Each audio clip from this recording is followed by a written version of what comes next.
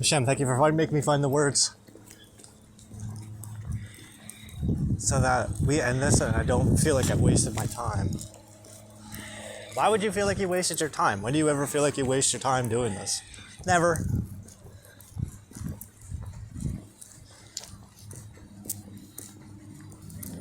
Do you know what I was thinking? What? I was thinking about today's parashah. What's a parashah? That's a great question. Let me tell you about it. So every year what we do is we have a Torah study cycle that lasts throughout the entire year.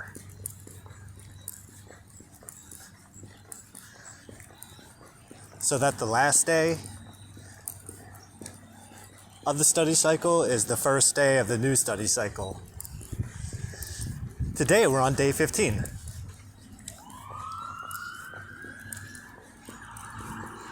We talked about yesterday's, which is when Tara took the gang and went to Nara, or Haran, and how it was synchronistically linked to Tara's older son, Haran, who died.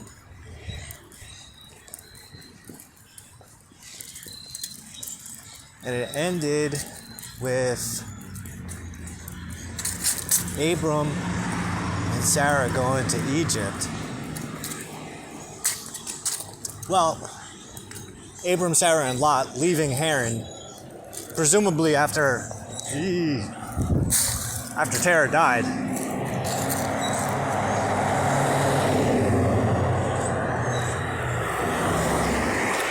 What's my hair?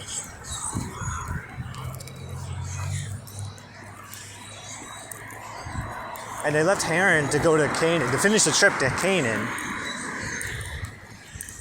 where Abram set up an altar to Hashem. Then they went to a place called Ai,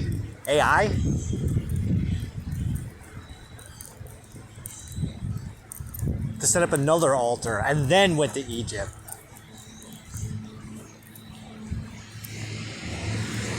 And when they got there,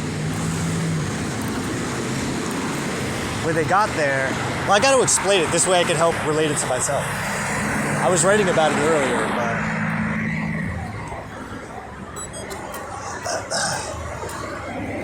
talking about it also helps. So when they got there, Abram said to Sarah, I need you to lie and say that you're my sister. Because if these people know that you're my wife, they're going to fucking kill me. And they're going to kidnap you.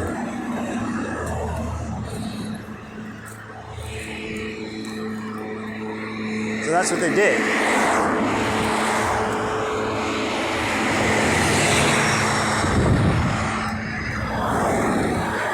So when they got there, so today's parsha picks up from there.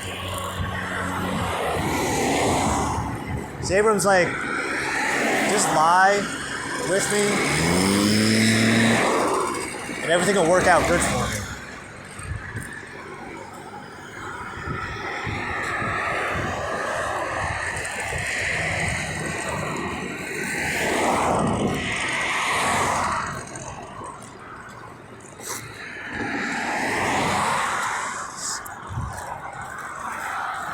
And that's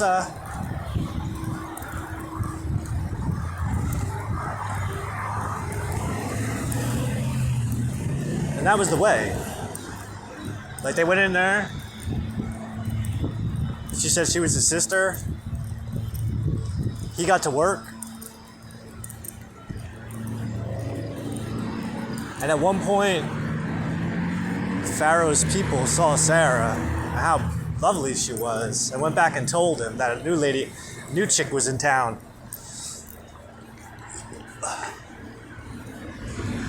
So then he took her in. while Abram was working. And that seems kind of shady, but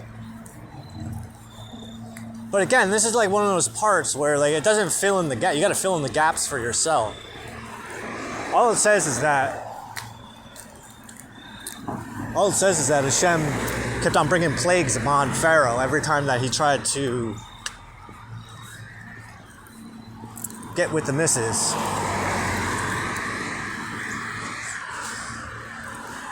And eventually Abram like made a fortune, bought some slaves, bought some cattle, and was doing really good for himself.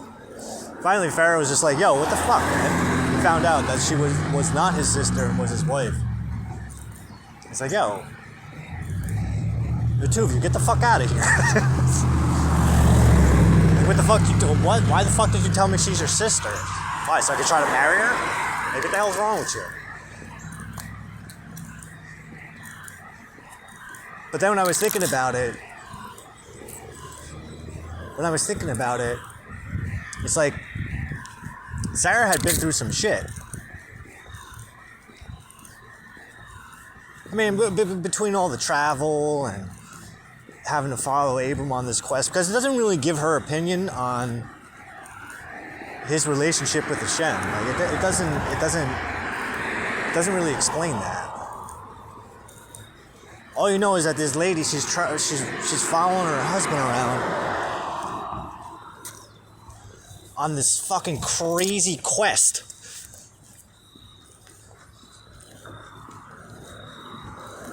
Because God told him,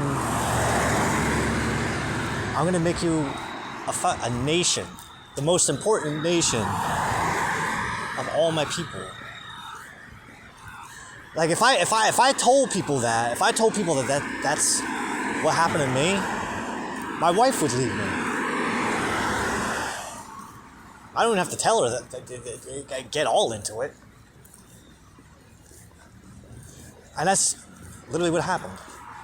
She did leave.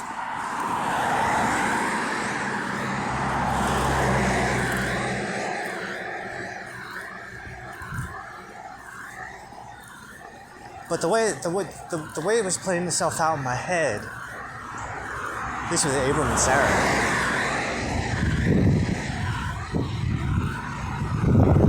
Was that this was like there's like a reward for her for having to put up with all this craziness. Because realistically, when you think about it, out of all the people that were in the world at the time, God is just talking to Abram? It's not Abraham yet.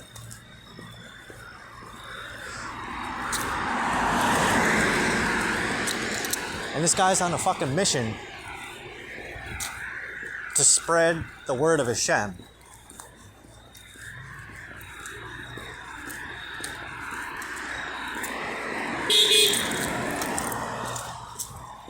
Does she buy into it? I don't know. Like, that was my mom.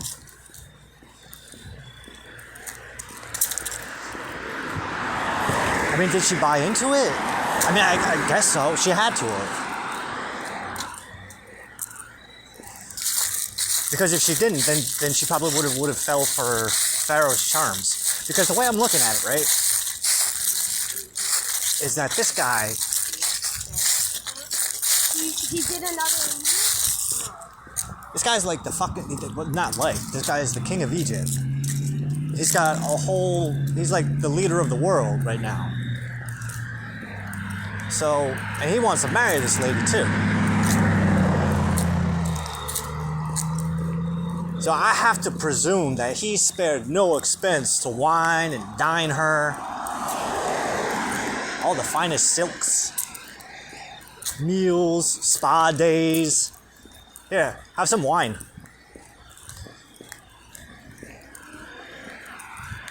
And a delicious bed with all of the finest Egyptian silks. And here, I'll have my handmaidens give you a massage with all of the most exotic spices and oils. She literally got a spa day. A spa vacation.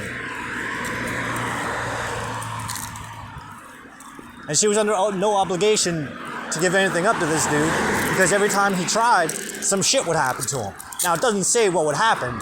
I'm kind of seeing like a little sitcom going on.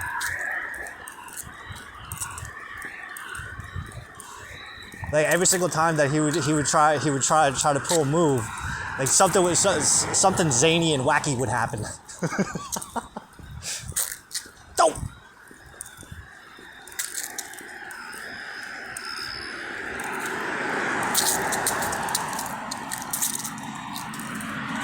But then at the same time, like, good on Sarah because like she didn't give in to this shit. I have to imagine that. I'm sure it was like a little bit uncomfortable, but still at the same time, there's still that allure. The king of the world wants to make you his wife.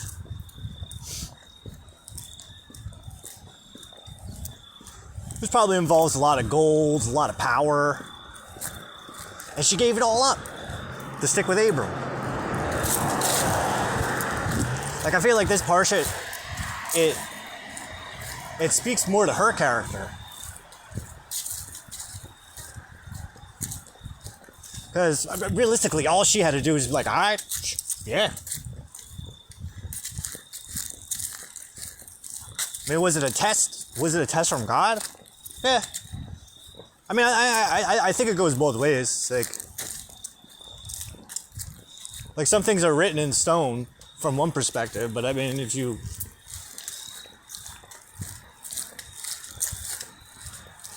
zoom in on it a little bit, you can see how it's a test. Are you going to stay with the guy who's on the crazy mission from God, or are you going to stay with the king? I have to presume that she went through her own struggles too during that situation. But eventually the truth comes out, and by the time the truth comes out, Abram is set. He left with a lot more than what he got there with. And then after they leave, he heads back to one of the altars that he had created to talk to God. Which makes sense. Alright, I did it. I did exactly what you told me to do. Now what? That's where we left off. Like, I've been there, though.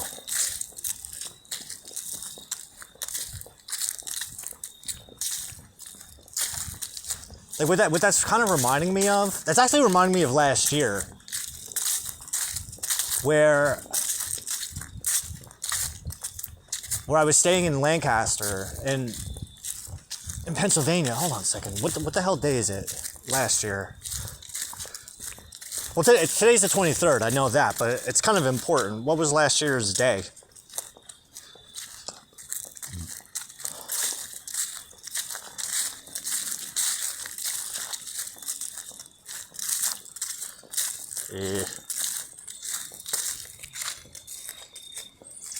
So I think this is the day that...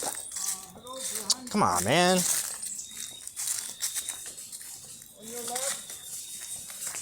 Oh. I'm sorry. On your left. You're good. Yeah, today was the day.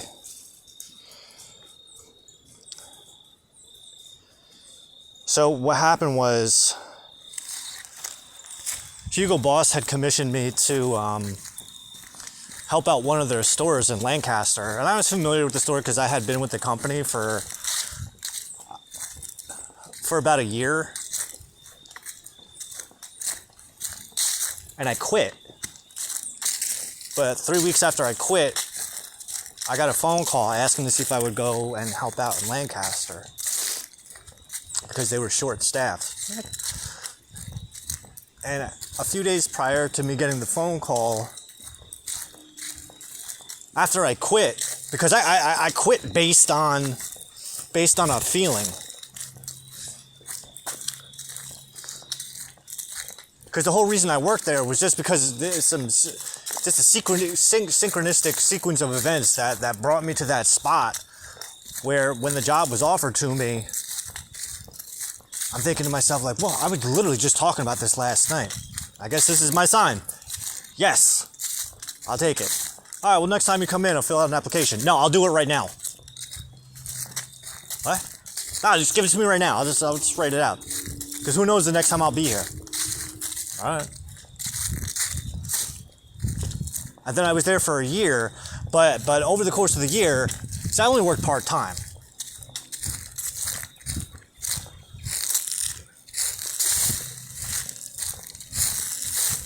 Leading up to that point, I had been doing a lot of work, studying witchcraft, learning. Just finishing up an astrology, a 6-month astrology class. Like I was doing a lot of shit. And I saw this as a perfect opportunity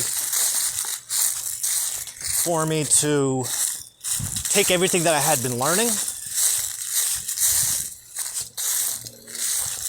especially about myself, and like apply it. See, okay, all right.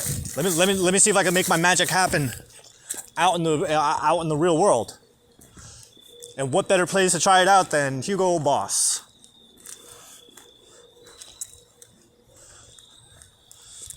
Witchcraft, magic. It's all about self-empowerment. Pushing yourself past your limits and seeing what you're capable of doing. And I wanted to see how far up the corporate ladder I can climb in the shortest amount of time possible. I didn't go very high. Well, not literally, but in my head. So it was more of a learning experience too, because I saw it as an opportunity to see behind the scenes of a retail store like that, and a company that is that big. I knew it was gonna suck, and it did. Like there was days where I was like, "Fuck God, what are we doing? Why am I here?" Now that question would answer itself many times. Where I would be at the store and it was like, "Oof, thank God I was here." And it was only within like 2 months I had an opportunity to go to the Lancaster store to begin with, where I got to help out doing the same thing, which was help man the store while they were short on employees. So over the course of the rest of the year, I had also been working on my own projects, which was most important, which is why I told them from the beginning, like, I'm only part-time because like I have my own shit that I'm doing, which is more important than this. I mean, when I look back, I could see how they both kind of intertwined, and why I needed to be there to help me with what I was doing. So by the time of summer of 2022, I realized, like, okay, it's time for me to go, because I'm butting heads with people. Like, I felt myself being toxic, and it was just like, I got to get the fuck out of here. So I attempted to do a class in real estate. I wanted to see if I can get my real estate license, because I thought it'd be good for my business to at least have it. Not necessarily to have the license itself. Like, I wasn't sure if I really wanted to get into real estate, but I know I wanted to at least attempt to get the license. And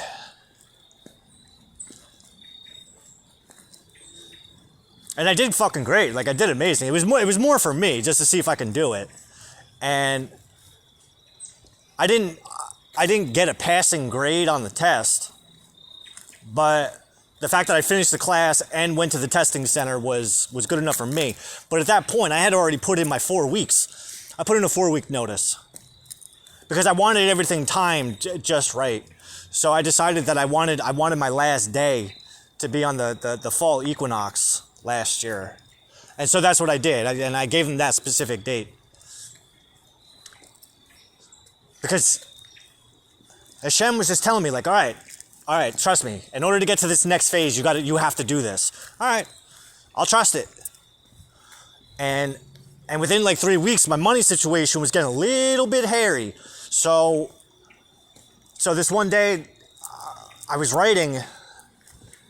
I had my friend's wedding coming up. I just had a lot of shit going on, and it was just kind of I was bugging out over the money, because despite the fact of my relationship with money and how I've been working on like rebuilding that and reestablishing a relationship with money and not letting it control me, but working with it. As I'm writing, I started writing to God. I need a sign, I need something tangible. I just need something to show me that this isn't just a fucking waste of time. That I'm not fucking crazy. Don't worry, your sign's coming. There's gonna come a point in the very near future where you look back on this moment and you're glad that everything worked out exactly the way that it did. And 3 days later is when I got the phone call from Hugo Boss to see if I can help out at the Lancaster store again. And now I'm not an employee. Technically, I'm not an employee because I quit. I just quit fucking 3 weeks ago. And it was supposed to be me, the manager, and this other dude who could only work part-time. So today, I was only supposed to go there for 2 to 3 weeks. That's what I was approved for, because the company's got to pay for my travel, they got to pay for my hotel, they got to pay for all my meals. It was a sweet fucking gig, ain't gonna lie. But because of the cost of it, it was only supposed to go for 2 to 3 weeks. But today, I mean, I got there on Sunday. I had to leave my friend's wedding at 5 o'clock in the morning to catch a bunch of trains from North Jersey to Lancaster, Pennsylvania. And that first whole week, Monday through Friday, well, I got there Sunday and started working, but I didn't meet the manager until the following Friday. And I met her once, and we were supposed to work together again on Saturday, but she called out. But my last day was Sunday, would have been today, the 23rd. And I remember getting on the train, I got home, and I'm in Atlantic City. I went to catch the bus to come back home. And the regional manager calls me up. He's like, she resigned. What? Fuck. I'm supposed to have like 3 days off. Not anymore. I'm coming home just in time to fucking wash clothes, repack, take a shower, and then go to sleep in time to wake up in the morning to catch the next train. And which is what happened. And then from this point, so tomorrow morning at like 5 o'clock in the morning is the anniversary of when I had to get back up to get on the train to go back to Lancaster. Because I didn't have anybody to fill the spot. So, and plus, I like to go extra with things because when I feel called to. And this assignment, this mission that I was on in Lancaster was an opportunity for me to try out some of my magic and see if I can put the store back together again in such a way that I won't ever have to come back. And ultimately, it took me about 4.5 months to get to that point, but I fucking did it. Like, there was times, like, I really should have fucking just walked out from, like, from a fucking regular person perspective. The bullshit that I was going through, it was just like, I don't deserve this shit. This is insane. But because of the work that I do, I couldn't walk away from it. Like, I had to see this all the way to the end, and I didn't give a shit how long it took. I mean, yeah, I was fucking miserable. Out of 4.5 months, I think I had 11 days off, 12 days off. And when I go back tomorrow, when I got back there on the 24th, I was there for 2 weeks straight. I was the only person going to the store. Until finally they were able to get a couple people from other stores that would show up once in a while to relieve me so I can go home for a day or two.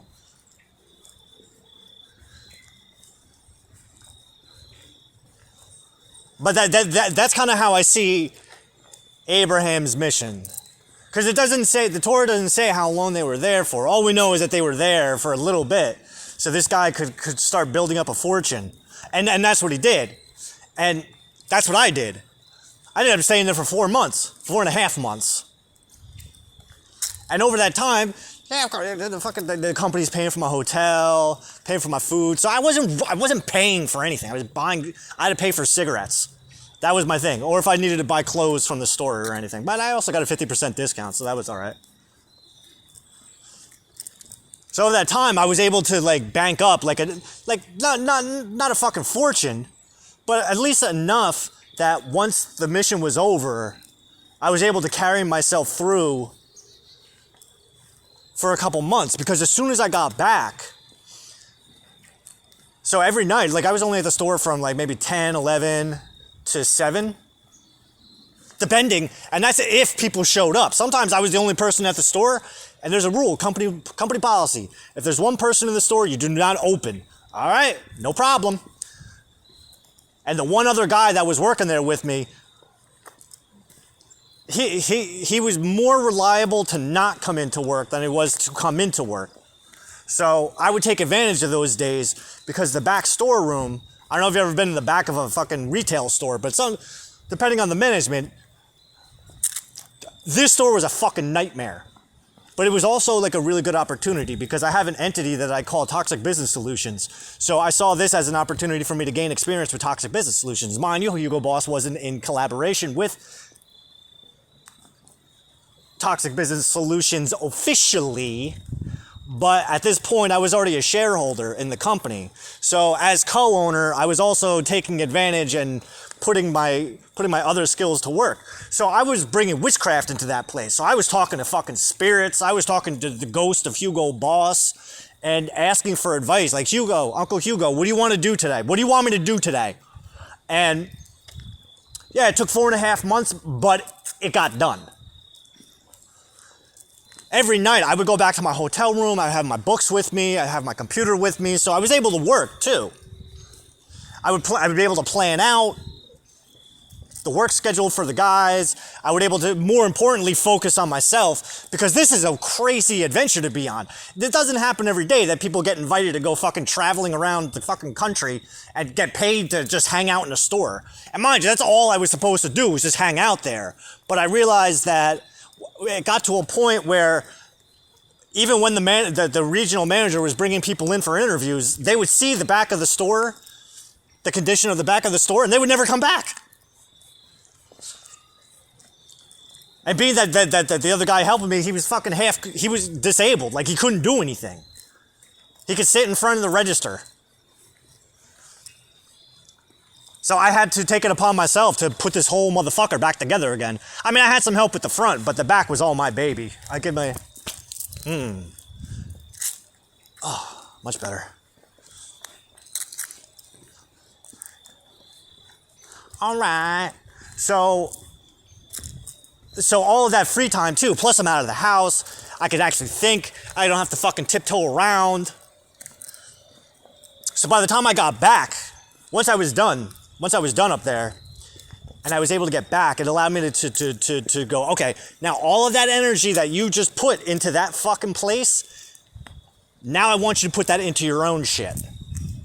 And that's when I started working on this really fucking awesome project. So all my journals, got about like 120 journals, but they're all marked. They're all marked with the solar and lunar information. So like the astrology. What sign is the sun in? What sign is the moon in? And I keep track of it like that.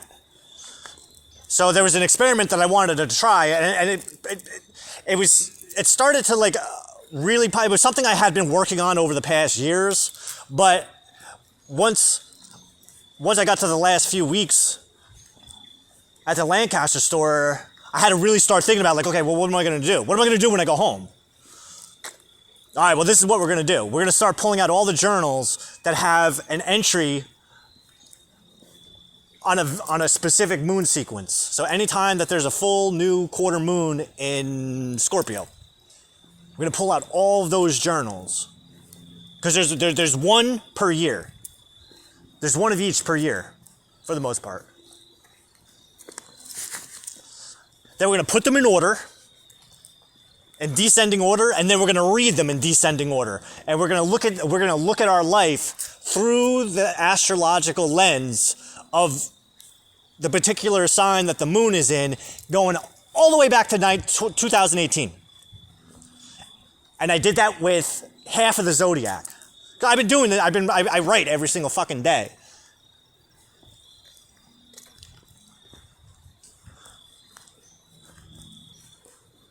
And I got through half of them when Hugo Boss called me back again to do another mission for them, which involved me going to New Hampshire. And it was perfect timing again because my money situation's running out. But at the same time, these guys are like putting a lot of shit on me they're putting a lot of shit on me monetarily, which created a lot of stress, a lot of anxiety, and frustration, which at the time, I love stress. I love stress. It's my favorite thing. That's why I loved what I was doing in Lancaster, because of all the stress that it was fucking causing me. But here's the thing, is I don't like stress when I'm going through it. I like when I get out of it. I like what comes from it. And this mission in New Hampshire was a goddamn nightmare. It was a nightmare that literally was giving my nightmares.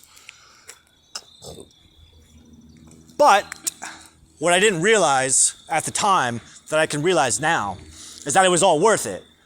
Because I have this philosophy where I want to figure out a way to make it so that all the work I did in the past funds the future, which is the present. And that's literally what we got to do. Like Hugo Boss, we could say they fucked up, or they did exactly what I needed them to do.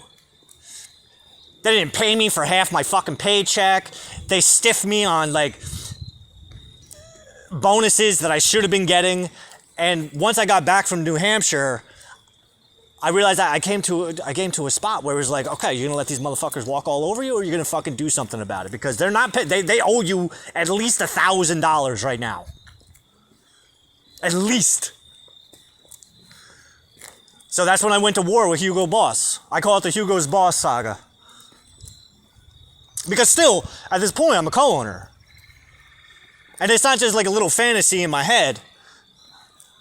But company policy taught me that when you're a shareholder, you own part of the company. It may not be a lot, but you know what?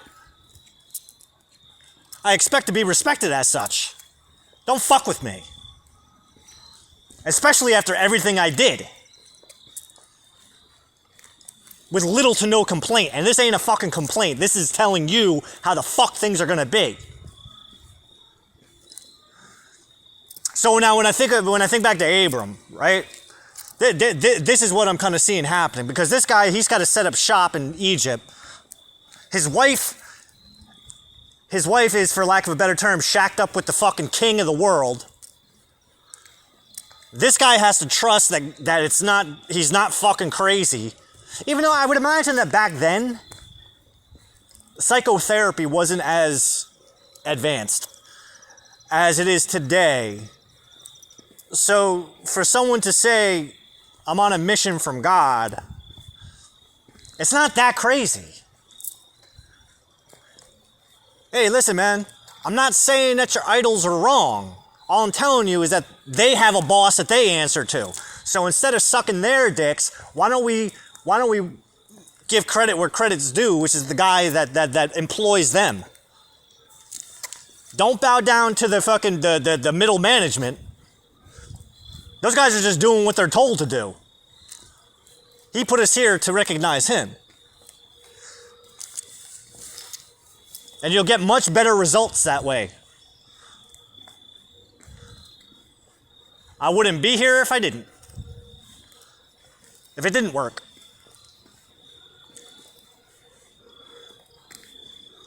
Because even like when they stopped in Haran, right? They were originally going to Canaan, but they stopped in Haran because of the synchronistic nature of the city itself. And also because all the skills that Abram needed to level up could only be done while they were in Haran. So God stopped them there so that Abram can do the prerequisite work that he needed to do in order to do everything that he did in Egypt, which the same thing happened. He wouldn't have been as successful in Egypt if he wasn't successful in Haran.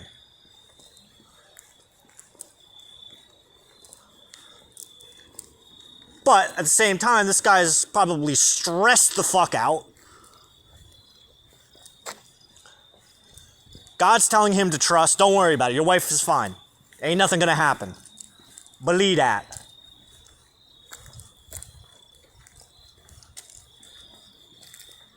Lot's gonna be okay. Everything's gonna be okay. All I need you to do is just focus right now. And then that's another thing too, is Abram needed Sarah out of his hair so that he could focus on the task at hand, which was get the fucking work done. Get your people skills up. Like this, right?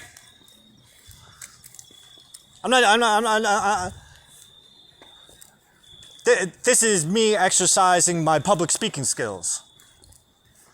Leveling them shits up. Because this is really uncomfortable. You gotta say, like, I mean, it's not as bad as it seems. Would seem. Like, I'm not like fucking shitting my pants before I hit the record button.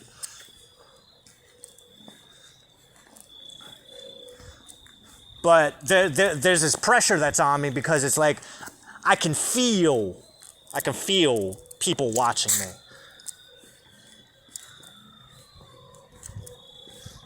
It's like when I write on social media, like I like the stress of it because it's like, fuck, someone's gonna see this. That's weird.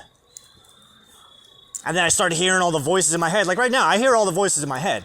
I hear friends, I hear family, ex-family, judging. What the fuck's she talking about? What's she going on about? What is this? Well, what this is just me getting comfortable with being uncomfortable talking.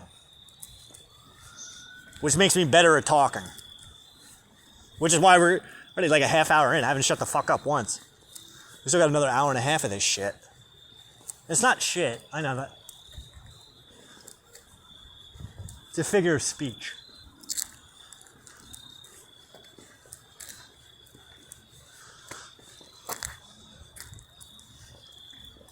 But kind of going back. So now, over the summer, I ended up fighting with Hugo Boss for 4 months before I can get all that money back.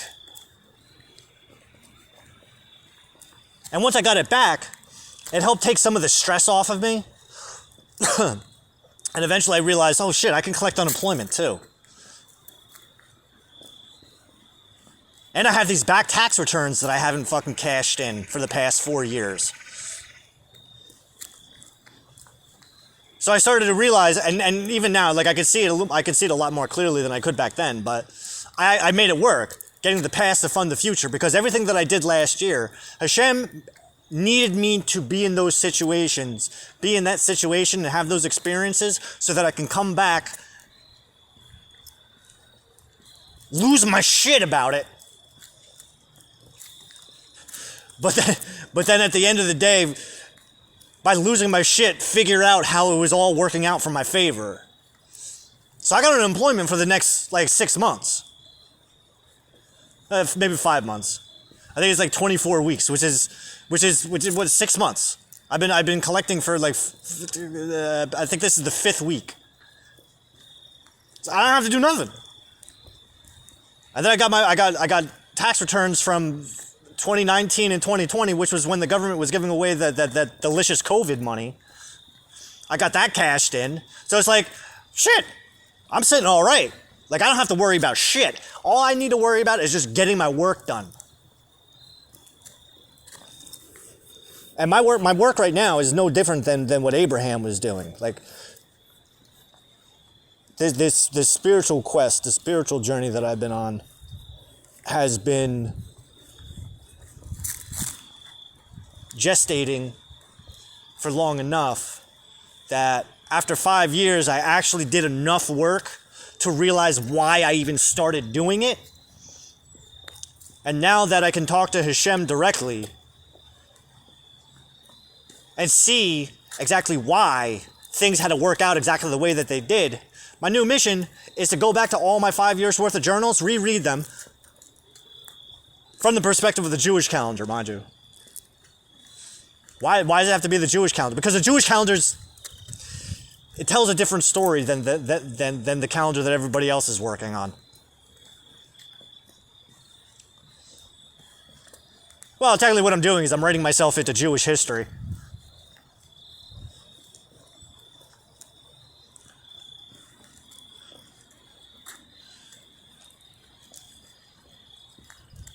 Because when you look at life through the lens of, well, I mean, do you recognize synchronicities? Do you even know what that means? Like a synchronicity? Because that's what's been fueling me this whole time is, like, I don't know what the hell I'm doing some days. There's days where I'm like, what the fuck is going on? I go back into regular people mode and I'm like, what? How the hell did I get here? What's going on? But that's why I keep all those, I keep my journals the way that I do, so that I can go back and remember, go, oh shit, I forgot about this. Oh my God, this is part of my life now. There's no going back after this. So now, like, the big thing is, right now I'm kind of going over my memoirs so that I can reconnect with those older versions of myself, those parts of myself that still exist, they still linger inside of me. But because I wasn't seeing God before, because I wasn't able to see Hashem before, now I can go back to all those books, all of that confusion, all of that fear, all of that anxiety, and start filling in the gaps with God. And start to notice the synchronicities as He wanted me to see them once I had enough experience to go back and see them the way that I needed to see them. Confusing? You're talking confusing. I understand perfectly what I'm talking about. I'm not talking confusing. If I didn't understand what I was saying, I wouldn't be saying it.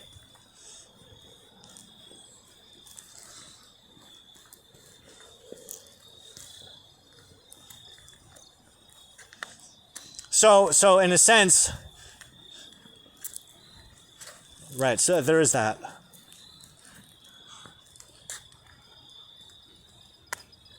No, Donovan, Season of the Witch came on. Which is funny because it is the Season of the Witch right now. And that's something. But there is that. I am a witch. W-Y-T-C-H, not W-I-C. W-I-T-C-H. There's a difference. There's a big difference. How so? Well, Hashem, how do I explain the difference?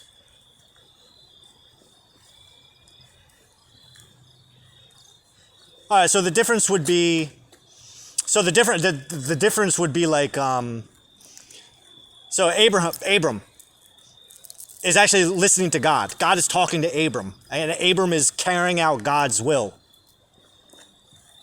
Where today, if you grab a Christian or a Jew, not every Jew, mind you, I'm talking about the people that pay lip service. The people that just do it to do it. Because there's always going to be those lip service people that don't really believe in what they're doing. They don't really believe in what they say they believe. They just say it because that's just part of their life. And there's nothing wrong with that. So they haven't experienced exactly what it is that they need to experience in order to go, holy shit. I'm not saying that about everybody. Cool your panties down. It's like, I'm just saying that there are people like that.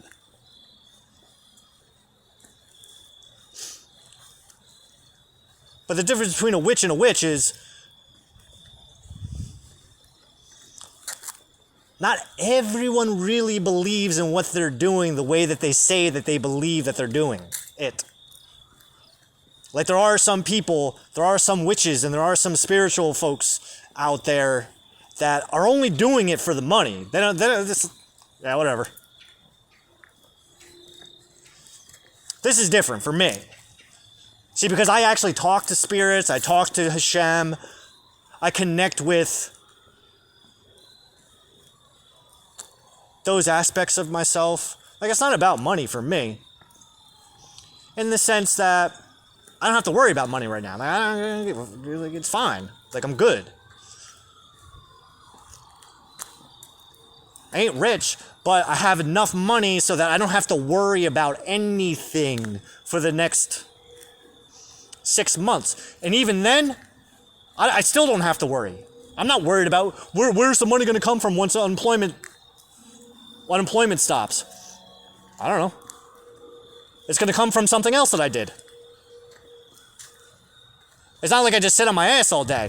Like, I spend a lot of time on social media. I probably spend more time on Facebook and YouTube than most people, but it's not just to scroll around and jerk off. There's actually interaction with other people, networking, learning about people, learning about new things. Like, I do this stuff. There's this. There's working on my books. I gotta pee. It hurts. It hurts. Coffee.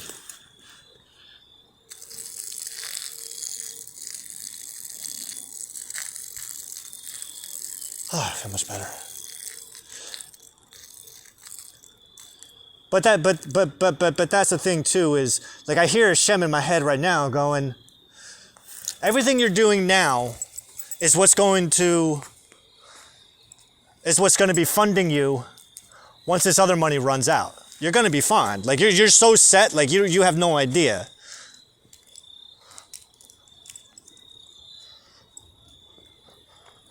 But you have to get this work done. That's the important part. Like, this isn't just like a fucking free ride where you get fuck you money and it's like, all right.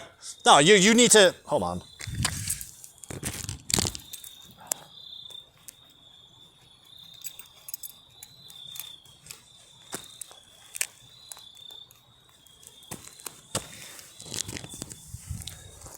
You got to do something with it. Like, you can't just fuck off. This isn't about going on vacation every single day. Like, but don't worry about what you're going to be doing then, because I need you to worry about what you're doing now. And what you're doing right now is more important than what you're doing in the future, because what you're doing in the future is because of what you're doing right now. Go back, like it brings me back to the story of Joseph, because I think that's like the best example of it. Like, did Joseph know that he was going to become the viceroy of Egypt when his brothers threw him into a pit and then sold him to slavers? No! He had no fucking clue. It wasn't until after the fact, long after the fact, years and years later, once he got the job, and he can look back and go, holy shit! Thank you, Hashem. So this whole idea of what was going on with Abram and how it relates to me. Like, I don't have a Sarah per se, but what he had to do was put his lady friend on the back burner so that he could focus on work. And accumulating. And I guess I could see that. Like, I had a lady friend at the time that I was talking to, but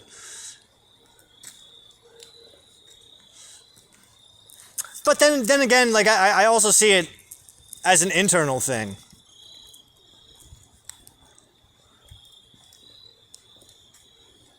Like, when I think of ladies, I think of ego, right? And just bear with me. Just bear with me. Like, I had to put my ego to the side. I had to put my ego on the back burner and let my feminine side, like, enjoy the fuck out of this experience. Because I'm going to Longhorn every night, eating Chick-fil-A, going to the fucking sushi place, Listen, I spare no expense. I get $90 a day to spend on food. I'm going all out. The Chinese buffet, Golden Corral. I love buffets. And that was part of what was going on in my head too, because it's very easy for me to like fall into that trap of like, oh, these motherfuckers are taking advantage of me, and they were, trust me. But at the same time, nobody can take advantage of me any more than I'm taking advantage of them, and that's why I decided, you know what, let's take full advantage of this. Because they wanted me to move there, they wanted to give me the store. And granted, I've worked in the Hugo Boss long enough to know what happens to the people that run the stores. That becomes your life. Like you don't have a life. My work, bye-bye. Bye-bye. No more. No time. Fuck that, man. I ain't doing that shit. I'm in this for me.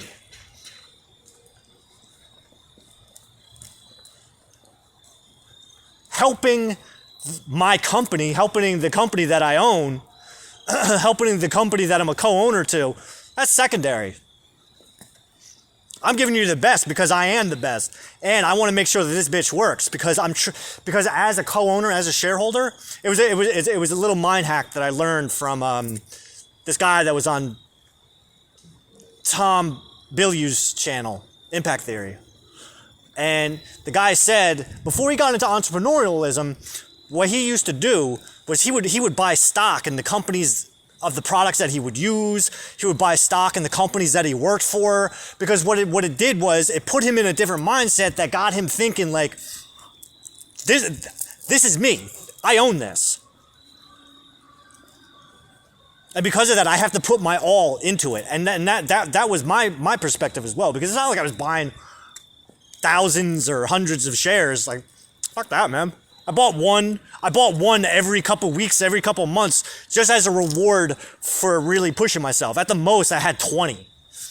But what I noticed was, what I had noticed early on was like, as soon as I bought that first one, I was fucking all in. Then I bought a second one. And I noticed, yeah, I feel it. I actually feel like more of an owner of this place. And granted, technically, institutional investor, because although I only have one officially registered entity, within that entity is a shit ton of other entities. Most notably Hugo's Boss, who's my holding company. And the purpose of Hugo's Boss has one purpose. Hugo's Boss is to hold on to all of my shares of Hugo Boss.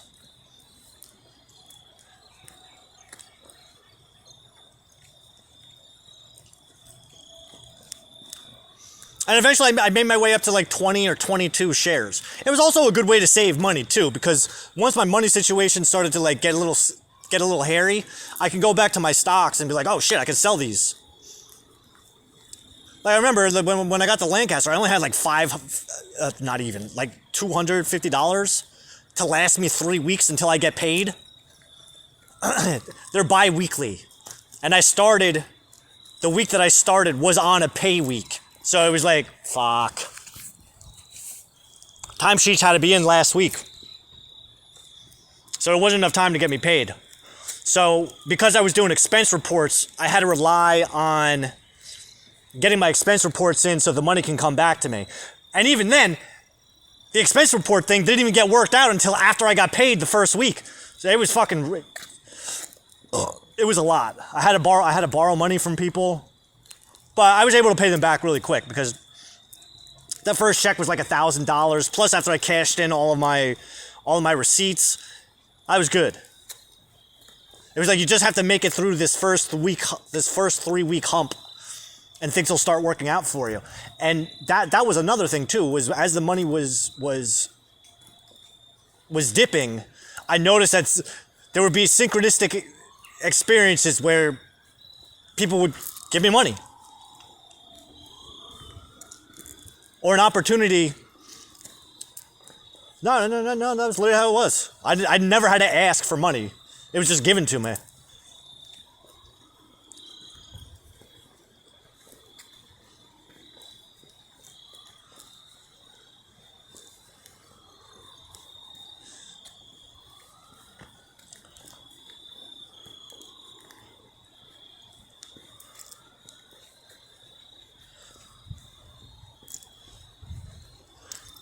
So, the way I see it is Abram was going through probably almost a similar thing that I was. Not sure if things were going to work out. Worried that he was going to lose his wife. And yeah, because there was times where after weeks of being in this store, like my longest stretch was like 3 weeks straight. I got 1 day off in 3 weeks. So today's the 23rd. This would have been the first time I went home in a week. When I come back tomorrow, I'm there at that store for 2 weeks straight every single day. So out of those 21 days, my first 21 days there, I got 1 day off.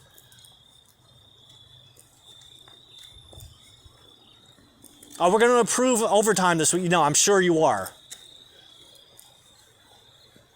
Maybe you should ask me if I approve of it.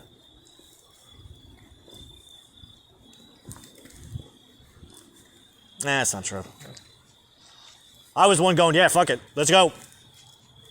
Just want to get the fuck out of here.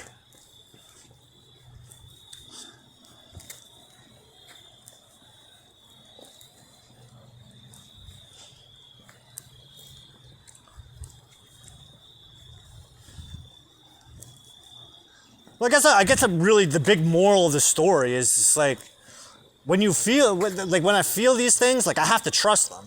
I've been doing this for 5 years, and one of the main goals was to learn how to trust my intuition and learn how to trust my inner voice and my feelings. And from doing it, how do you do that? How do you do that? Just do it. All right, my inside voice is telling me to make a right instead of a left today. All right, let's just see what happens. Fuck it. Like even in Lancaster, there was times where like I'd be out to dinner. I'm supposed to go home this weekend, but there's this nagging feeling in my stomach that's telling me don't do it. Just stay. All right, fuck it. Let's see what happens. And good thing I stayed. Because it also afforded me an opportunity to get more work done in the back. This way, and just focus on doing what I needed to do, which was get the store in a condition that once we finally get a manager in this place, I can go sayonara.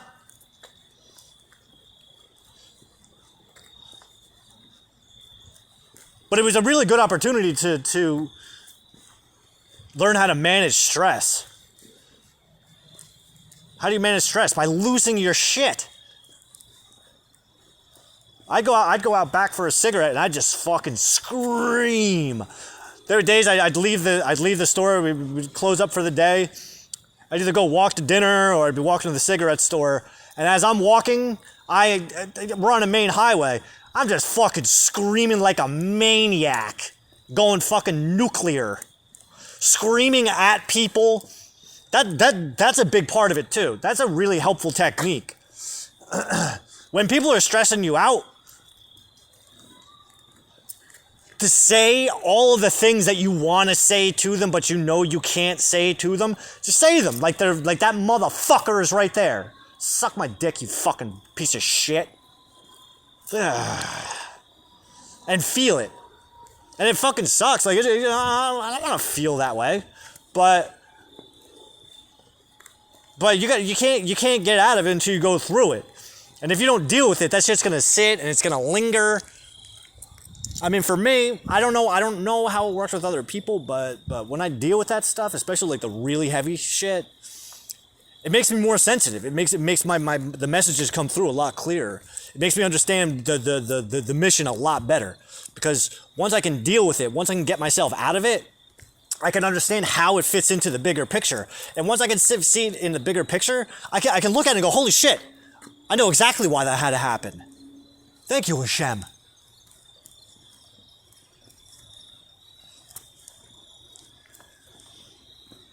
He's showing me how to see things like he taught Joseph. Which is, yeah, things suck right now, but there's going to come a point in the future where you look back on this moment and you can recognize exactly why it had to happen, exactly the way that it had to happen, because you wouldn't be doing what you're doing if you didn't do what you did. That's why my phone. That's why my phone. Like there's alarms that go off a lot. One of the alarms is. Wow, is that still there? Is that alarm still on there? Well, when I first got the Lancaster.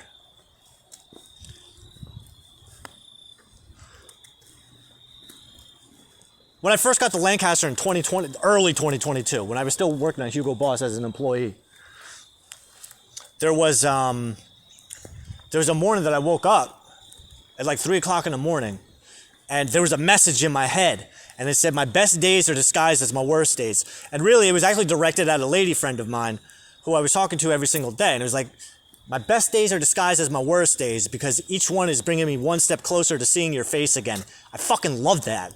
So romantic.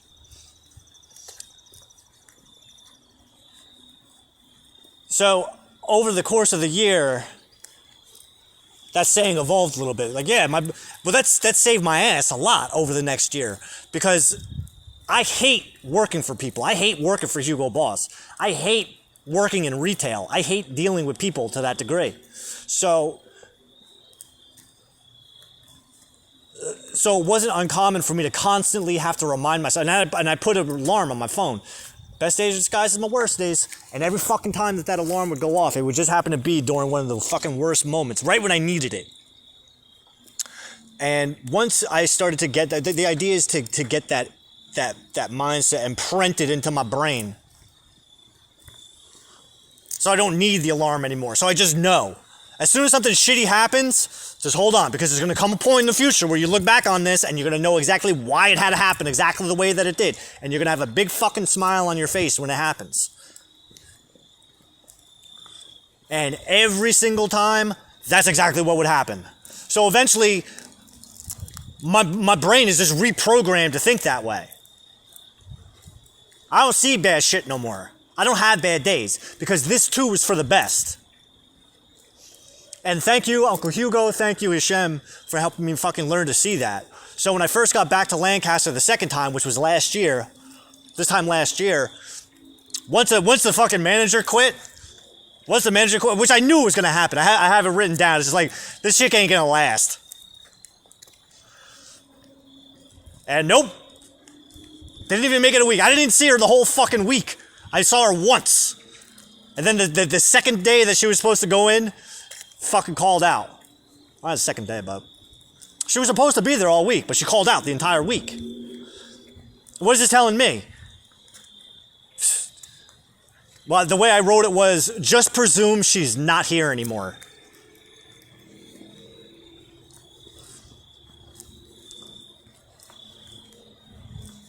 So after she quit, I reset that alarm.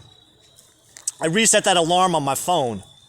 Because now, mind you, also, with my work with magic and witchcraft and connecting with spirit, being able to see that my best days are disguised as my worst days, that's a fucking magic power right there. That's some serious shit. So, if that's the case, I want today to be my hardest fucking day ever. I want today to be a nightmare. I want to go back to my hotel room and cry because of how bad today was. That's what I want. So I changed my alarm to go off at 9 o'clock every morning, right before I would go downstairs for my continental breakfast. And the alarm would say, today is going to be the hardest day ever. And every single fucking day that followed made sure that it did not disappoint. Because, again, my best days are disguised as my worst days. And if every day is getting harder than the next, what that's telling me is every day is getting better and better and better and better. And now, mind you, it's not something you could see in the immediate moment. People want immediate results, but this is one of those delayed response type of situations where you gotta hold out till the very fucking end, and then once you finally get there and look back, go, holy shit, I can't believe we just pulled that off. Because everything we just did was just setting me up for what I'm doing right now. Like literally.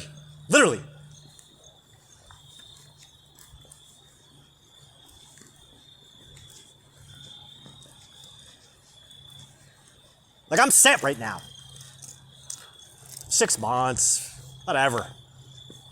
But you know, it's 6 months. I don't have to put my time or energy into anything or anyone that I don't want to, or that I don't need to. Thank you, Hashem, because of my relationship with God, I listen to what fucking God tells me.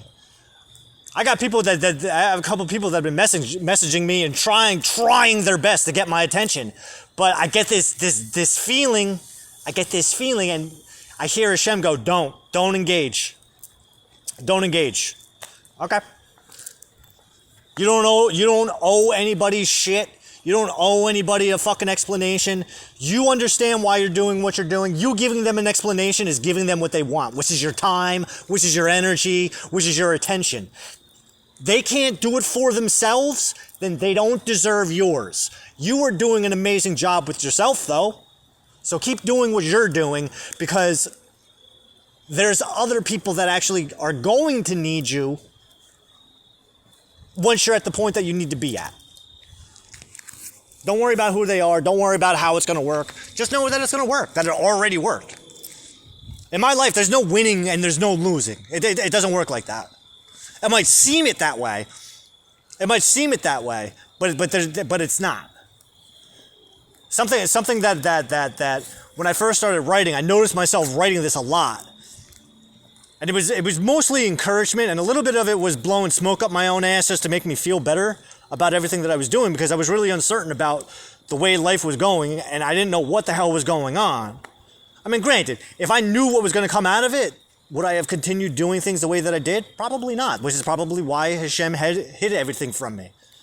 I mean, I can be pissed off at Hashem and go, dude, what the fuck, man?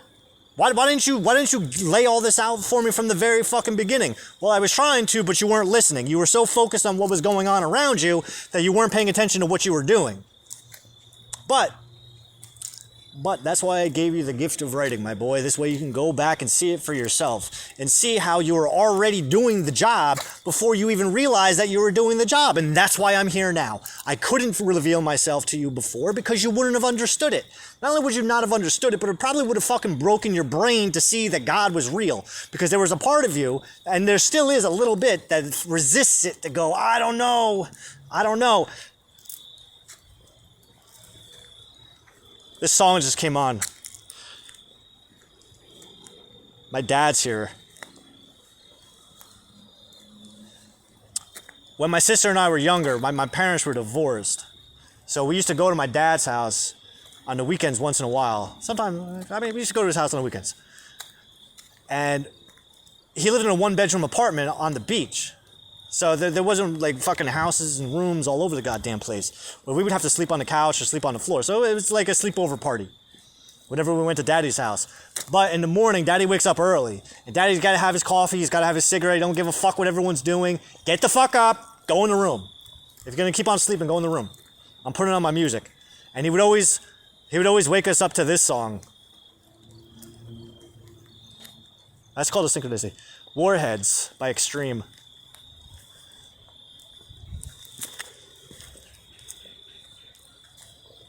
My dad was cool as fuck.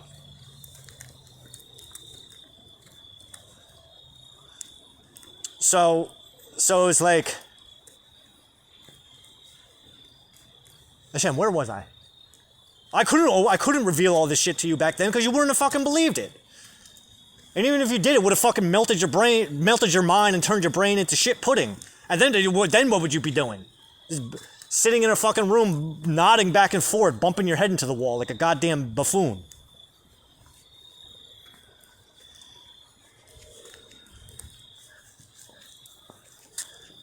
So you just have to trust that everything worked out exactly the way that it was supposed to work out.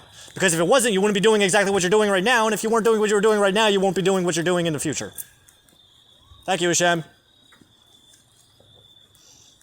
No, thank you, because it was because of all of the experiences that you put yourself through, that you allowed me to put you through, that I was like your fucking training course. That was like, what's it called? What's it called? Basic training. This was just basic training? Yeah, that's a good point. I can get that. I could see how this was just basic training. But my point is, like, there's no winning or losing. I already won. I already won the moment that I took that when I took the initiative to say no more of that bullshit. And what was no more of that bullshit was all the bullshit that was going on in my life. Because I had been taking bullshit for about 37 years.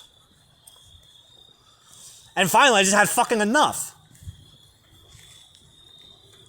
And you know what, like, something I learned is, like, once you had enough, and mind you, I'm not saying that I was a fucking squeaky clean angel. Ain't nothing like that. But once I started waking up to my own bullshit, because that's what I'm going through now. I'm rewriting my first book. And as I'm reading it, I could see the bullshit. Like, oh, no wonder nobody wanted to fucking talk to you. You're talking like a fucking crazy person. But I understand why you're talking like that. Because from one perspective, yeah, you're talking like a crazy person. But from another perspective, from my perspective, you're talking like a fucking genius. From Hashem's perspective, you're talking like a fucking prophet. Go you. Keep doing what you're doing, because you're fucking killing it, my son. Other people don't see it? Fuck it. Who gives a shit? That's an Abram mindset. I don't give a fuck about any of these other fucking Egyptians. Yeah, my wife's over with the fucking Pharaoh right now, but you know what? This is the job that God gave me, and I'm gonna do this shit. Because I'm the one who has a legacy. He promised me things. All I have to do is just show up to work. And that was part of the point with Shugo Boss. And I used to set little goals for myself, because there was times I was ready to walk the fuck out.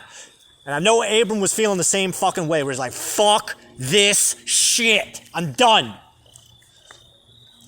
And I would set little challenges for myself. Listen, bro, all you gotta do is just make it to the end of the week. Just make it to the end of the week without getting fired or quitting, and I will buy you a present. And from the moment I would say something like that, everything and anything that could possibly happen to push me to my fucking limits would happen. Right? Hashem says, yeah. And that was the point. To see if I really had what it took. Because that's what happens. Once you make those deals with God, once you make those deals with yourself, I'm going to do this. Everything and anything that could possibly happen to fuck you up and knock you off your track is going to happen. But that's the point. That's the point. It's to fucking knock you on your fucking ass to see if you got the balls to get back up again. I've been knocked on my ass enough times that I know that I keep on fucking getting up. I don't like to fight, right? But the times I have been in physical altercations, there have been times where you got your hands around my throat, bud. You better fucking keep squeezing until I don't fucking get up anymore. Keep choking, asshole. You're doing me a favor.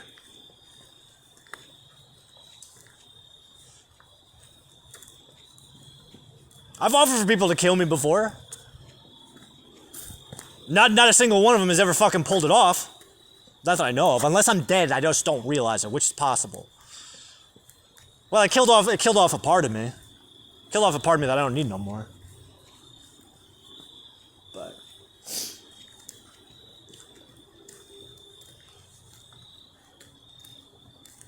who the fuck is this guy even talking to? He's talking to himself.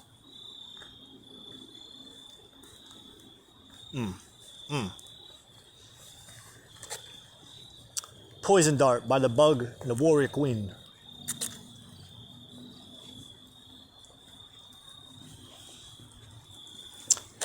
Hashem teaches us something in Torah. Fear not your enemies. Fear only me, and I will deliver them right to your fucking hands. I guess I'm a scaredy cat, but he's pushed me into situations where I fear for my fucking life. Yesterday I was recording, I was talking about Dallas, I was talking about LA, Laredo. I find myself on these adventures by myself. Like, I'm remembering right now, what's coming to my mind is in Dallas. I was coming back from Dealey Plaza because it was right down the street from my hotel, and I wanted to see if I could channel JFK. And as I'm walking back, I got my headphones on, and this car, I mean, I don't know if you've ever been to downtown Dallas, but that's your fill in the blanks. If you don't know what I'm talking about, go check it out. So as I'm coming back, there's this car that pulls up, and there's these two dudes in there. Mind you, at first glance, my first thing was, these two are not up to any good. This might be the point where I die. One dude rolled down his window. Yo, man, where you get them headphones? Let me get them headphones off you for $100. Oh, fuck. I got to engage. And now I realize, I'm thinking in my head, all right, well, let's just say, just in case I do got to do something, just in case some shit happens, can I get more headphones from somewhere? Probably not. So I don't know what the fuck to do. The words just come out of my mouth. Nah, dude, if I sold you these for $100, I'd be robbing you. I got them for fucking $20 at Walmart. So if you find a Walmart, they're over there. So they started laughing, which made me go, whew. I started laughing, and then I just fucking kept walking. That was a fucking sketchy place. My first night there was sketchy. I was smoking blunts with these 3 street kids in a dark alley. Literally in a dark alley. One of them had a fucking revolver on him. How do you know he had a revolver? Because he had I saw it. Where I was staying, a cop got shot and killed down the street from the hotel I was at just a few days prior to me arriving. This was not...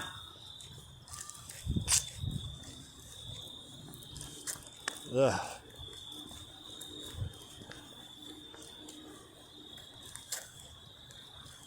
I think I almost got killed one night, at my last night at the hotel. It was the night before I was checking out. It was the night that I had to make the decision of whether or not I was going to stay in Texas because of how affordable the hotel was for me. It took me a couple days to realize that the hotel was so affordable because there was a lot of drug dealers that were living there. Not that I judge.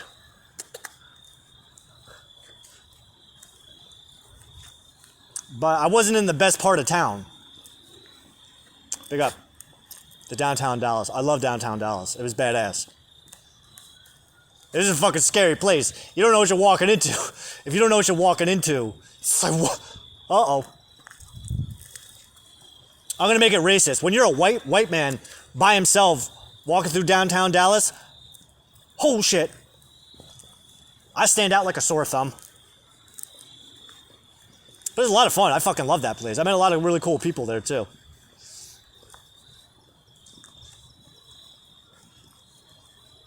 But going through that experience, and then even the fucking the last day, I pissed off these 2 guys. Or I pissed off the one guy at my hotel. We're out back smoking a blunt together, or smoking a joint together, and I had a couple drinks in me. He's sitting right in front of me. I fucking. And I know why. I know why it had to happen. It had to happen because of what I got out of it. Because when you're sitting dead eye with some other dude and you see your life flashing before your eyes because you realize that the closest exit is, you're fucked. You're fucked. While you're looking at this guy's over here going, all right, just make one move, you little motherfucker. And these were scary dudes. They just got out of fucking prison. Where was it? Downtown Mississippi? Or South Mississippi is where they were from. They got the fuck out and they came to Dallas to make a new life for themselves. And I'm there fucking talking about Black Lives Matter, coon fingering. Oh man, I don't know what the fuck coon finger is. Why don't you tell me what a coon finger is? I ain't never heard of that before. Shit. Shit, shit, shit, shit. Why the fuck did I say that? Why did you say that? So that this could happen. Why does this have to happen? Because when you're on the train, on the bus going home tomorrow, and you're having a fucking 4-day anxiety attack and you can't sleep, that's why. So that when you get out of the stress, when you finally make it through to the other side, you're that much harder for it. You're much stronger. You're that much more capable. You can take some more shit. Because right now what this guy is doing, he isn't gonna literally kill you, but he's gonna kill the pussy inside of you.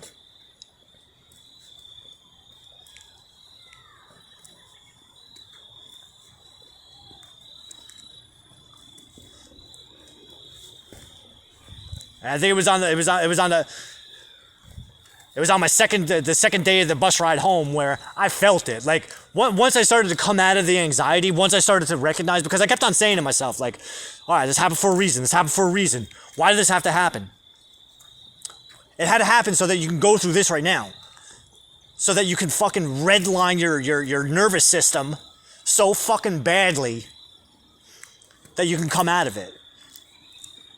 Because you got to fry that motherfucker and let it heal over. Because right now what you're doing, you're healing. By allowing yourself to feel these things, not hiding from it, not pretending like it didn't happen, by facing it and looking at it dead in the face. Holy shit. What does coon fingering mean? What it means is be careful who you fuck with, because you say the wrong thing to the wrong motherfucker that you ain't going home the next day. Now I don't know if the guy thought I was talking to him, but I was talking about myself. What does coon finger mean? Be careful who you fuck with.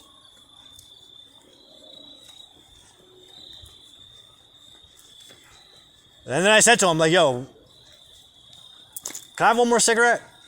What? He's like, I don't smoke, man. No, I'm talking about for me. Like, I have cigarettes on me. Can I have one more cigarette? Before you and your friend fucking kill me? Get the fuck out of here, man. And then they got up and they walked away. I was so high at this point. The rest of the night, I couldn't sleep. I didn't sleep the rest of the night. I kept on, like, I went into, like, a really bad trip. And I remember after they walked in, like, I smoked my cigarette a little bit, and then the fucking adrenaline kind of stopped. And that's where the fear kicked in. I fucking ran to the fucking elevator to get to my room. And as I'm coming around the corner, I see them at the end of the hall on my floor. Fuck! And I ran into my room. I hid in there with the fucking doors bolted. And all I could think about for this had to be around like 2, 3 o'clock in the morning. Up until about 5 o'clock in the morning, I'm fucking shitting my pants. Seeing people kick my door in, drag me outside, drag me back out onto the patio, crucifying me up or stripping me down from my clothes, throwing me over onto the blacktop on the one side of the roof. And everybody who's out there, everybody in the hotel, they come out and they look out on their balcony and look at the fucking naked white boy who's sizzling to a crisp on the blacktop. And there's no escape. Or they throw me over the side, which breaks all my bones. It doesn't kill me, just enough to fucking cripple me. And they just leave me there, to sizzle in the fucking hot winter. Well, actually, that was this time that year. That was this time 2020.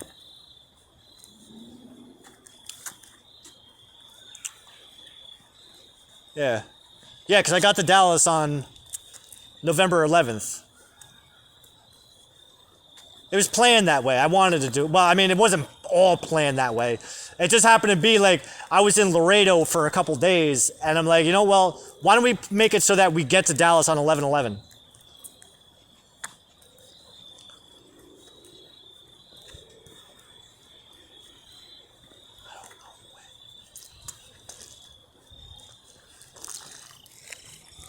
So what exactly is it that you do? Like, I don't know. You haven't actually said what you do.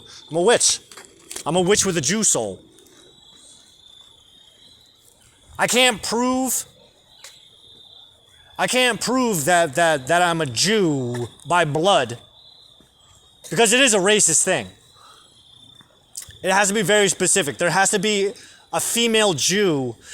Basically, you have to have a female lineage that goes all the way back to one of the matriarchs. Like, you have to be a direct descendant of Sarah, Rachel, Rebecca, or Leah. One of the women in your... There has to be a direct female lineage back to one of them in order to be considered a Jew. Mind you, Abraham, the first Jew, he's the exception to the rule, apparently.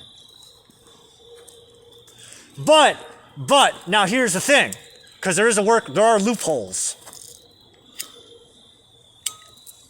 There are loopholes. They don't mention this. Like, you have to dig. You have to dig in order to find this shit out. It is possible, and this is confirmed, that this is possible, that you have a Jewish soul. Now, at that point, that makes me go, huh? As above, so below, as within, so without. If I got a Jewish soul, nigga, I'm a Jew. That's literally what it says. I'm a Jew. The metaphysics of Kabbalah. The metaphysics that Kabbalah is based on, as above, so below, as within, so without. If I have a Jewish soul inside of me, and that's a thing. That's literally a thing. I got told yesterday, well, maybe you just have a Jewish soul. Well, yeah, obviously. If I didn't have a Jewish soul, I wouldn't be here having this conversation. I wouldn't be using the Jewish calendar. I wouldn't have been called to use the Jewish calendar. Like, these things aren't normal. Like, I didn't just go out, oh, you know what, I'm going to be a Jew today. I've been feeling it for a long time. Like, I feel it. And Hashem has synchronistically guided my life down a path where I am now doing Jewish things. I just celebrated my first Yom Kippur, Days of Awe, Rosh Hashanah. And I understand all this stuff, too. It's not like, oh, it's a Jewish holiday. It's more than a Jewish holiday. It's not a Jewish holiday. It's a holiday that Jews celebrate because nobody else fucking celebrates it.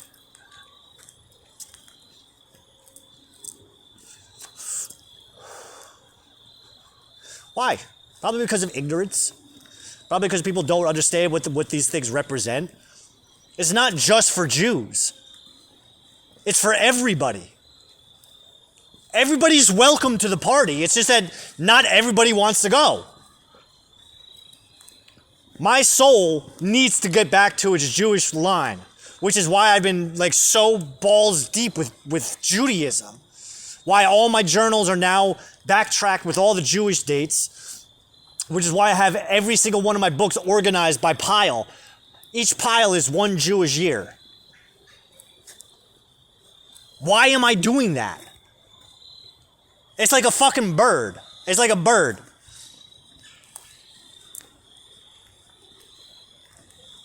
That the birdies, they always come back to the place where they were born to have their babies.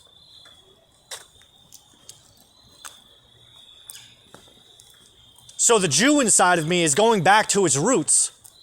Why am I connecting so deeply? Like, does nobody think that's weird? Why am I connecting so deeply with Abraham and Adam and Noah, Joseph, Yaakov, King David, King Solomon? That's a whole other thing too. Uncle Solomon.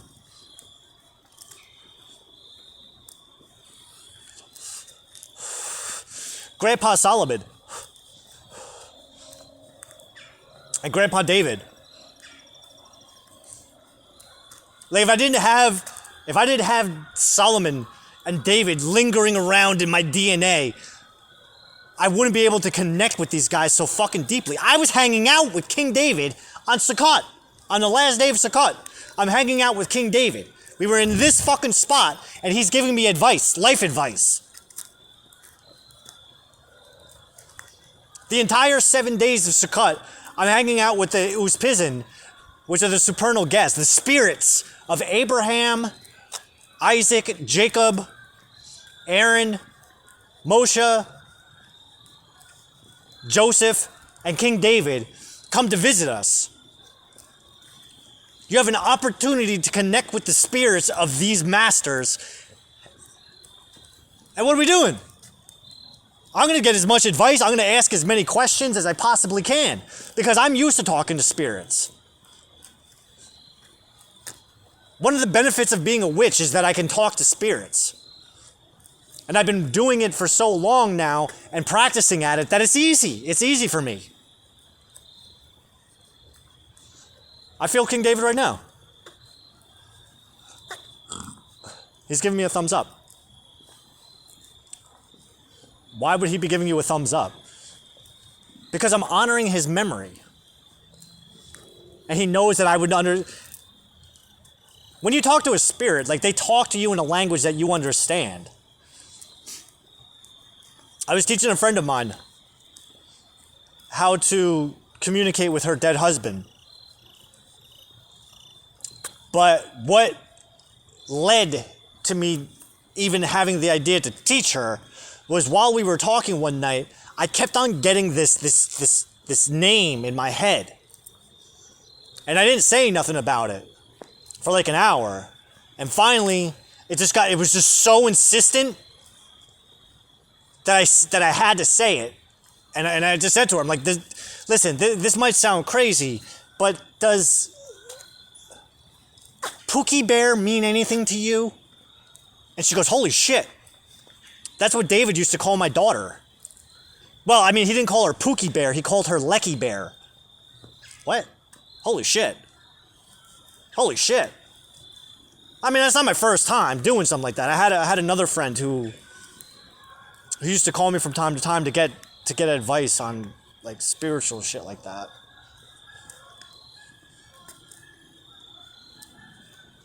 Connecting with dead people. Thank you, Hashem.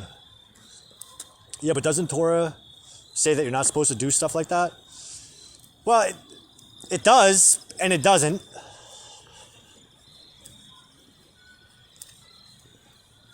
You got to look at the wording and expand on the wording. Because mind you, when I read Torah, I'm reading it in English. That doesn't mean that that's exactly what it says, because the Hebrew version of Torah that inspired the English version of Torah, you got to recognize that the Jews they don't necessarily always give all the secrets away. So there's a story, when I was studying Hebrew, there's a story about how in Greece, some of the priests would go to the Jews and tell them like, oh, we want you to rewrite the Torah for us.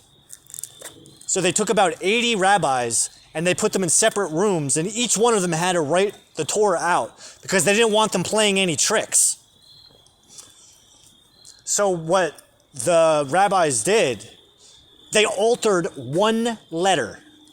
Otherwise, they wrote it perfectly, except for one letter. Now, the thing with Hebrew is, you change one letter, you change the whole fucking thing. Because Hebrew's just like, it's not like English where you can change one letter of a word and just like, it'll mess things up. It'll make it a little bit tricky. But with Hebrew, the way the alphabet works is if you alter one letter, you change the entire meaning of the word, you change the entire meaning of the sentence that the word is in, and you change each of the following. Like I said, it changes everything. So the first letter of the Hebrew the first letter of the Torah, the written Torah, is Bet. It's the letter B.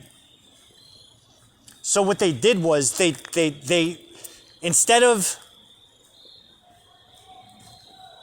starting their Torahs with the letter Bet, they started it with the letter Aleph. So instead of it saying, in the beginning, God created the heavens and earth, loosely translated to, God created heaven and earth in the beginning. And I know that seems like a small change, but from their perspective, it altered everything.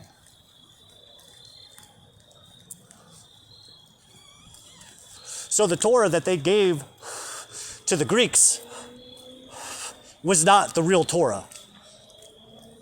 Just that one alteration changed everything. Because they didn't want to risk the Greeks using the Torah against the Jews. Because there's a lot of power in those scrolls. If you know how to read it. Because it's not necessarily about the stories. That's why when we're coming out here and we're talking about what we've read, we've got some time. That's why when we come out here and we talk about what we've been reading and relating it back to myself, it's not so much the story itself, but what's happening in the story that's important. And then being able to relate those experiences back to my own life. Like I've been in, like with Abram, like I've been in that situation. Like I know exactly what he was going through. I know exactly what he's thinking about. Because I can fill in the blanks for myself because I've been there.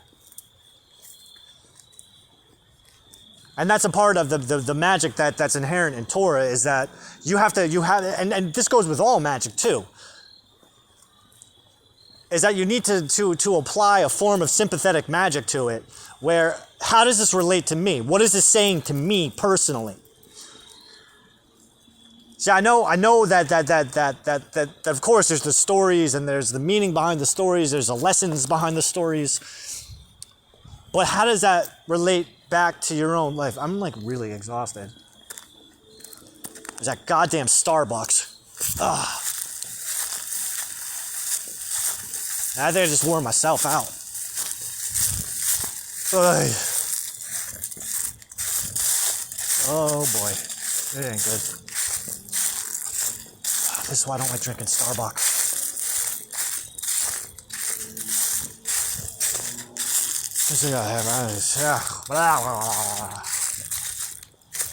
No, my energy just went, dude. I went to Walmart to go food shopping with my brother earlier. We stopped at Starbucks. He asked me if I wanted anything, and I knew I shouldn't have said yes. But I did anyway.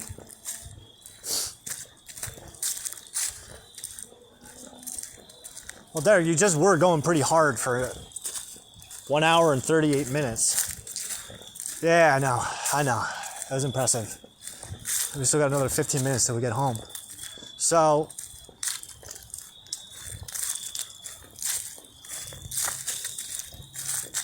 this is why my witch soul and my Jew soul work so well together, because everything that I've learned that has helped me develop my witch soul is exactly what I need to use to help develop my Jew soul. Because, so like I'm not converting. Hashem has already made it very clear to me that you don't have to. You don't need to convert to anything. What's the point of converting?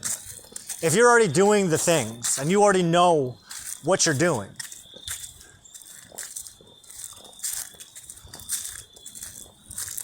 You're using the calendar. You're using the calendar the way that nobody else is using the calendar. And the reason I'm using the calendar the way that I am is because the calendar is based on lunar cycles, which is something that I already based my journals on. So it's like I was already doing the work before I even knew that there was something to align it all with. And it just happens to be that when you follow the sequence of the Jewish year, for me, it shows my life playing out in a way that I can't see normally. I wouldn't be able to see it the way that I see it with the calendar, because there's a beginning point and there's an ending point, and the ending is the beginning. Because in Kabbalistic thought, time's not linear. It just doesn't keep going. It's circular. It spirals. So it's not just that it doesn't just go straight. It does go around itself, but it also circles. So try to imagine like climbing a mountain by walking around it, walking up a spiral staircase. That's what time really looks like. And there there's points in time that overlap. So for instance, like we have the Taurus full moon next Saturday.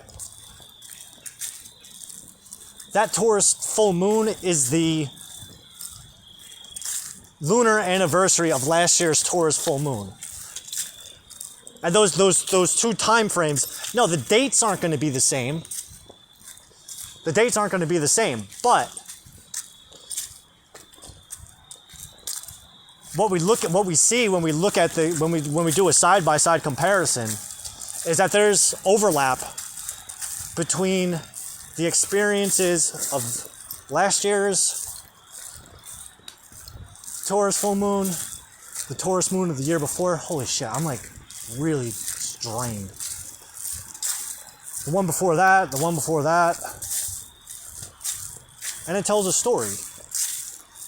That's why I like to include, when I do these sequences, when I go through my life based on lunar sequences, that's why I'll pull out like the Taurus full moon, Taurus new moon, Taurus quarter moons over the past couple of years. Because it has a feel to it, it has a story to it, it has a narrative to it. And when I do that with all of the zodiac signs, each one has a unique flavor to it. And it's essentially the same story. It's one story being observed from 12 different perspectives.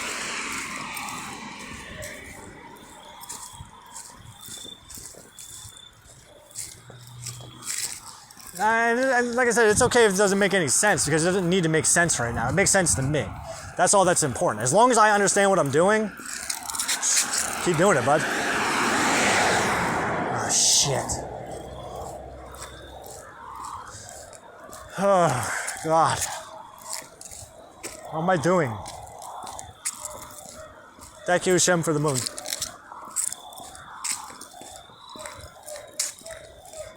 I feel like I'm gonna fucking just fall over and pass out.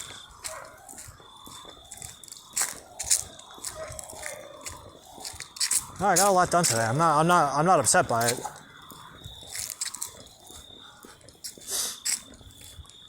I'm going through my old journals. Well, rewriting this old one.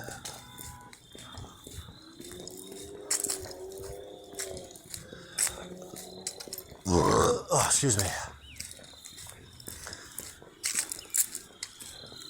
Being able to go back to that place, relive it in my head, relive the feelings.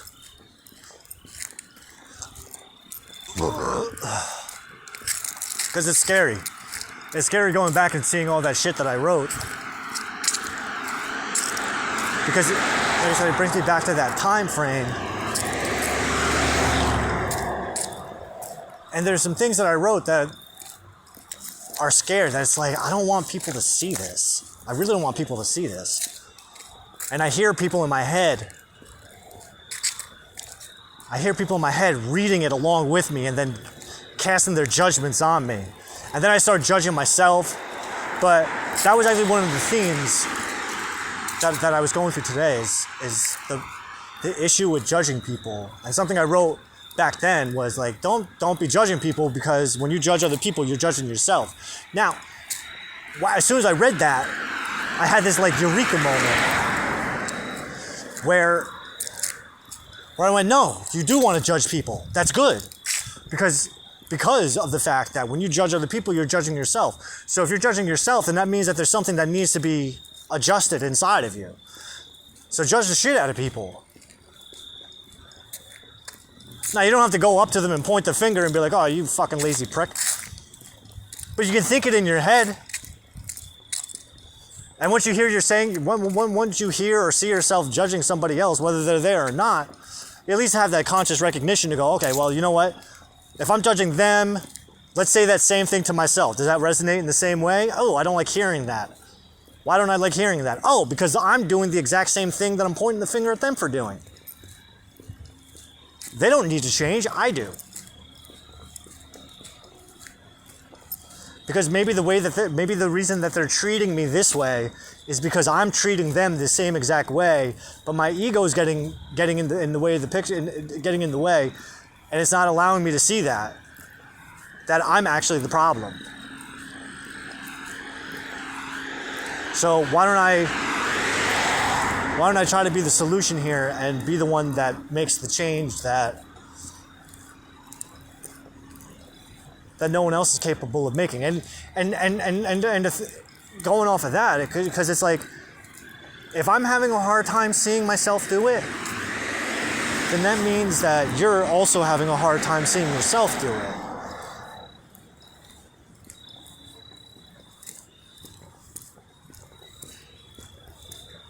And maybe if I change, it'll help inspire you to realize what you're doing. And maybe I'm wrong. Maybe I'm wrong. Maybe you're not doing anything wrong. Maybe it's just like, maybe I'm just defining what you're doing as something that it's not. Which is also a valuable thing to note, because if you're not doing exactly what I think you're doing, then that means that I'm not doing exactly what I think I'm doing. Which then gives me an opportunity to then now shift the perspective on that and go, okay, well, I know my inside voice is telling me that's what I was doing, but let's try to imagine that I was doing something else. What else could I have been doing? Because we're just looking at it from a conscious perspective. And we don't always take into consideration that there are subconscious and unconscious triggers that are being activated. It sounds like a lot of thinking. Yeah, it is.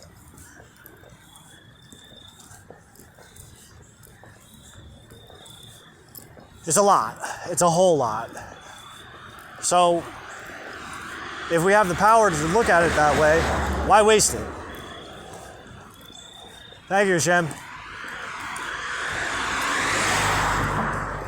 My ex-wife, she told me once, she's like, one man can't change the world. I don't believe that.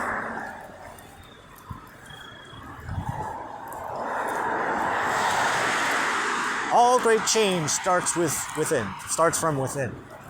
I can tell he's getting tired. He's mumbling over his words. I know. It's that goddamn Starbucks, I'm telling you. Cold brew. It always does this to me. Like, I just get like, what the fuck? I go into fucking zonked out mode.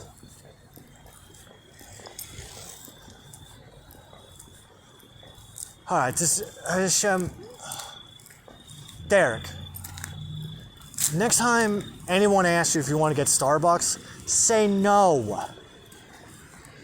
Just say no. Get a juice. There's other drinks. There's other beverages there. Like, the fucking coffee there is like terrible.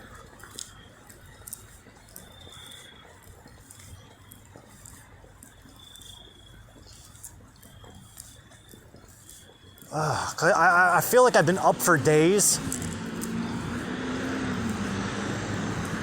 Oh God, I feel like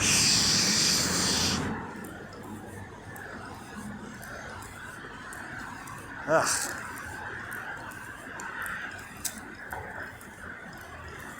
Now, am I going extra? Yeah, well, that's what I do. I go extra. But this is the mission that fucking Hashem has for me.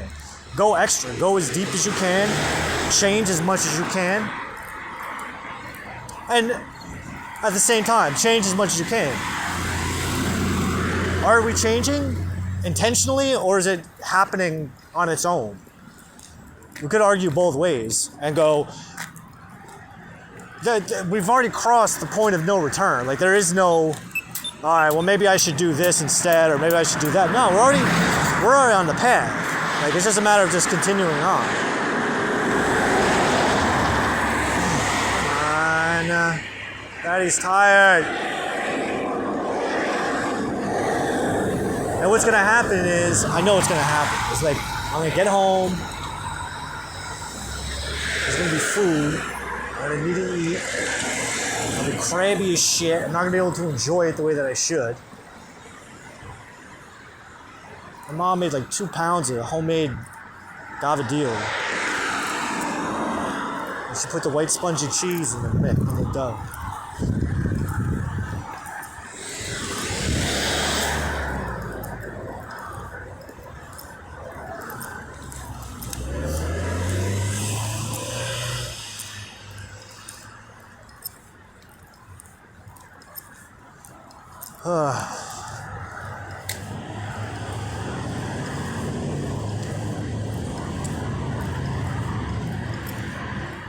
What do they say? There's a saying, know yourself, know thyself. What better way to know yourself than to invest all your time and energy? Don't you worry about like missing out on life? What life? What life am I missing out on? Why don't you, like, maybe you can go out and meet somebody.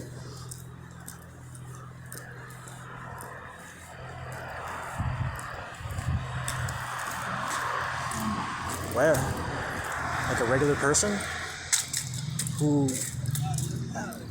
What do you do? I'm a witch and I have a Jew soul. Or maybe you don't put it like that. Maybe you can get like a regular job like everybody else and just live a normal life. Yeah, see, I've already tried that.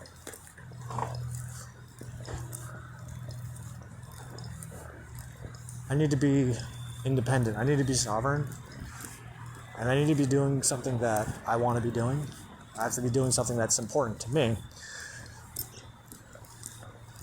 Which is why I'm doing what I'm doing. I mean, yeah, and the hope is that I can make a living off of doing this, but I'm already making a life out of it. I've already made a life out of it. This is my life. It's not, there's no going back.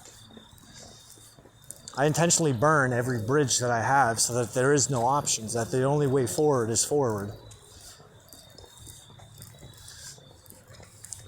It's scary, but you know what? That's one of my favorite things about being a Jew, is that being a Jew, like, you are a special class, because you're being tested and put through the fucking ringer like nobody else. And the rewards, and hey, trust me, listen, there are rewards for my life. There are tangible things that are of huge benefit to me because of what I put myself through. Because I'm not afraid of a challenge. I love a fucking good challenge. But every challenge has its own reward. The harder the challenge, the greater the reward. And right now, like I was saying before, like I got 6 months of unemployment, plus I got another like 2-3 grand in the bank. So realistically, I'm good for the next 8 months. I don't got shit to worry about. Technically, we'll see what happens in 8 months. And that's just based on what I know right now. That's not taking into consideration what I don't know. All the things that are happening out behind the scenes that I'm not aware of. I've been feeling a lot of people watching me. I've been feeling a lot of people watching me and not making themselves known. Because I'm loud. Very loud.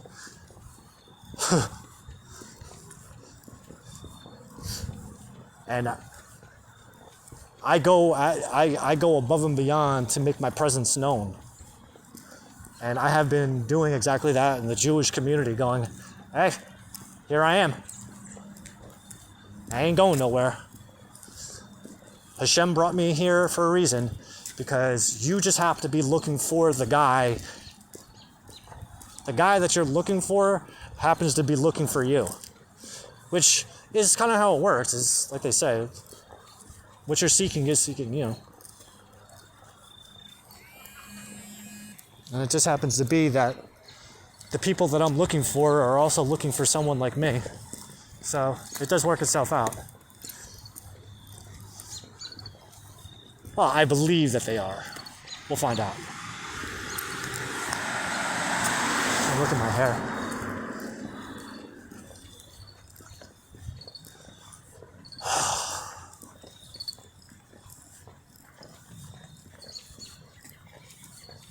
This thing's still going. how much more? There's like 1% left on his phone. The house is like 4 houses away. And there's my brother. So that's what we're gonna do. We're gonna keep doing what we're doing. Let's see if we can get this uploaded tonight. Hopefully I don't fucking pass the fuck out. And I can get some more shit done tonight. I don't know what, I haven't written today. Well, I mean, I was rewriting my other book, but I haven't actually written today. So I do have to do that. And I need to see, but it's possible that the sun moved into Scorpio, which is kind of a big deal.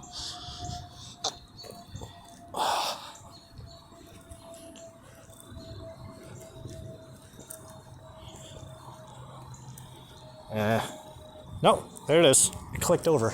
Perfect.